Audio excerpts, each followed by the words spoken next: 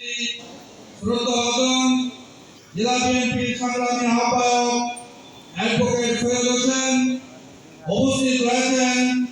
আজকের অনুষ্ঠানের প্রধান অতিথি হিসাবে আমাদের এলাকার ঝালকাঠি জেলা বিএনপির পুনর্গঠিত করার ক্ষেত্রে যার অবদান রয়েছে, একটি স্বচ্ছ রাজনৈতিক ধারায় তিনি নিয়ে এসেছেন আমাদের শ্রদ্ধাভাজন বড় ভাই, বিএনপি কেন্দ্রীয় কমিটির সংগ্রামী ধর্ম বিষয়ক সম্পাদক, ঝালকাঠি জেলা বিএনপির সংগ্রামী সদস্য জনাব রফিকুল ইসলাম জামাল ভাই উপস্থিত রয়েছেন।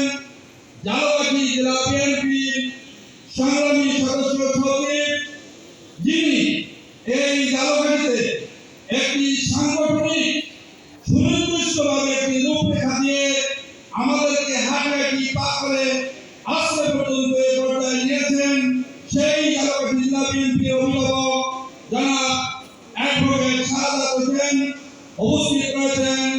ঝালকাঠি জেলার 4টি উপজেলা সম্মানিত সভাপতি সাধারণ সম্পাদক, 32টি ইউনিয়নের সম্মানিত সভাপতি সাধারণ সম্পাদক, সাংগঠনিক সম্পাদক উপস্থিত রয়েছেন।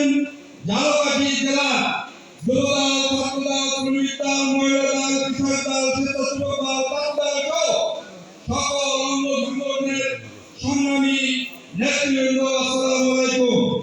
আমার বক্তব্যে প্রথমেই আমি শ্রদ্ধা নিবেদন করছি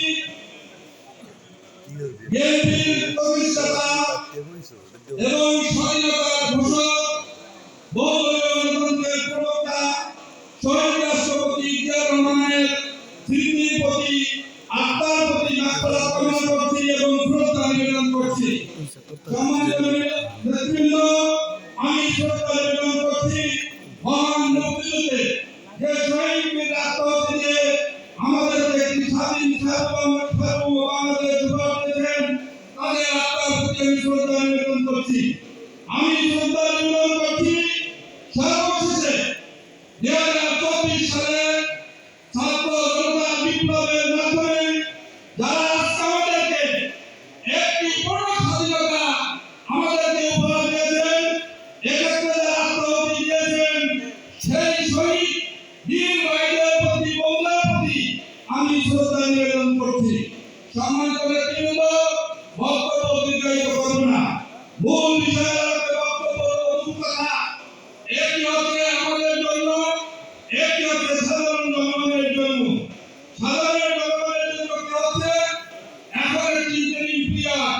ভাইরা আমার, আপনারা সকলেই নেতা, যার যার অবস্থান থেকে, বিশেষ করে ইউনিয়ন পর্যায়ে, ওয়ার্ড পর্যায়ে, শহর পর্যায়ে আমরা দায়িত্ব শুরু করেছি, আমরা অবস্থান থেকে একটি সম্প্রীতি অবস্থান করে হিন্দু মুসলমান